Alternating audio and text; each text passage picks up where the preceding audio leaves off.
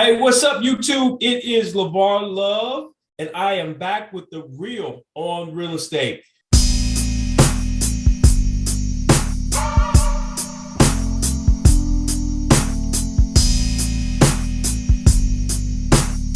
So if you've been watching my YouTube channel, I kind of set you up and I started talking about the cost associated with doing a flip or a rehab. So this is the beginning of the series on all of the costs associated with doing a rehab. I have broken down the cost into 4 major costs. So today we are going to get into the details of the 4 major costs associated with doing a rehab. Before we get going, I need you guys to click like, subscribe. This is the first of many series that I will do to teach you guys how to start rehabbing and flipping properties all across the US. Hey, anywhere, you never know, right? So I know all of you guys have all of this money that you want to start investing in real estate. So let's get down and let's get dirty. So we got a lot of things to cover. The first part of this series will be on the acquisition cost. So I want to take a few minutes, not long, and I want to get down and dirty talking about acquisition costs associated with doing a rehab or doing a flip. All right, let's get into it. So ladies and gentlemen, I said acquisition costs, you can call it buying costs. Right here on my slide, I have it detailed as buying costs. So I want to take some time and walk you through what each one of these buying costs represent or are associated with. So it breaks down like this.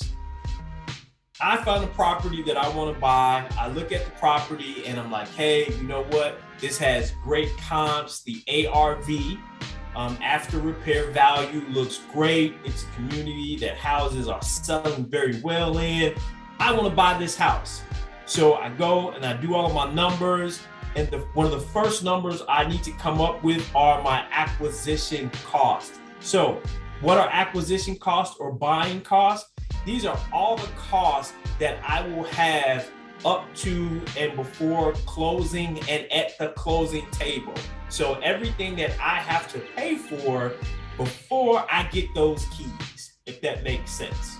Now, so the first one will typically be some type of brokerage fee, okay? So that means that there's some type of fee or finder's fee for a wholesaler or maybe a realtor that you're working hand in hand with. Make sure that you're at the top of the list so you have some type of brokerage fee that you have to pay. All right, so that would be to a realtor, maybe a wholesaler for giving you a lead, any type of fee, right? That goes to a broker or somebody who gave you the lead associated with the property, okay? The next cost is inspection costs. And I want to kind of detail this a little bit because it's not your normal inspection cost that might be associated with a first-time home buyer or someone who's buying a home that they're going to live in. The inspection costs here are associated with your private lender or the source that you're getting your money from. So if you're not familiar with it, typically with a hard money loan, they'll say, hey, look, we got to send somebody out, maybe a home inspector or something like that, that we want to look at this property to make sure that it's structurally sound. Maybe even though it needs plumbing work, that the plumbing only needs about $5,000 worth of work instead of $20,000 worth of work, so forth and so on with the electrical pieces. So they will send out an inspector. Your lender, your private money person, whoever the case may be, will send out an inspector and you are responsible for paying that inspector. So typically that fee will run somewhere around $500. Next, here it's listed as an appraisal fee. Typically as an investor, I would not pay an appraisal fee, but what I would pay is a broker to give me a BPO. So a BPO stands for, and it's another acronym in real estate, we have a lot of acronyms.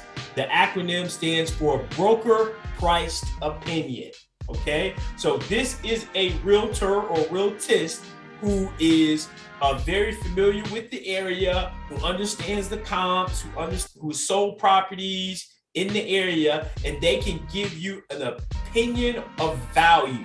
This opinion of value comes with the document that is very similar to an appraisal.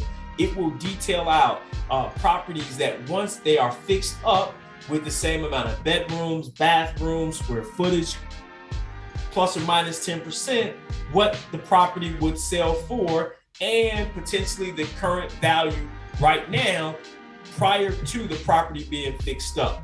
So that is the appraisal fee, or BPO. As you can see, I have $150 there because that's typically what I would pay a realtor for that service. If you go out and find an appraiser, or if your lender wants an appraiser to complete this, it will be upwards of $500. So finding a realtor, getting a BPO, very similar, same things, but it saves you a little bit of money. All right. Next, very important, you have to get clean title, or you want to get clean title. Trust me, I would not move forward on a property that does not have clean title. So in order to receive that clean title, you have to pay a title company to run the title, run the deeds, do the research on the property to make sure that it has clean title. So I went very aggressive here, putting in $2,000. Sometimes you can get the title search as well as title insurance for this amount, but it's definitely not $300. The prices have went up drastically over the last few years. I find that this is one of the costs that most recently, when I'm doing my performance on properties, that I'm coming in way over what I have budgeted. So I am starting to go very aggressive with title search as well as title insurance. So as you can see, combined in here, I have $3,500. And the reason I did that is because now some lenders, some hard money lenders, are buying a policy for yourself, a policy for the property, as well as a policy that covers them. So I'm just making sure those costs are in there, and I understand them going into the property. All right. The next cost associated with acquisition or your buying cost will be the closing cost, or points, if you're paying points to your lender. So that simply means your lender is saying, hey, LeVar, in order to close this loan, it's a riskier type of loan. You got to pay for that, right? You got to pay a couple points. And if you don't know what points are, talk to a lender. That's points on the loan, 1%, 2% of the loan. So I'm saying for this loan on this property, we're looking at $2,030 in closing costs and points. You guys understand that? So total buying cost for this particular property would be $6,680.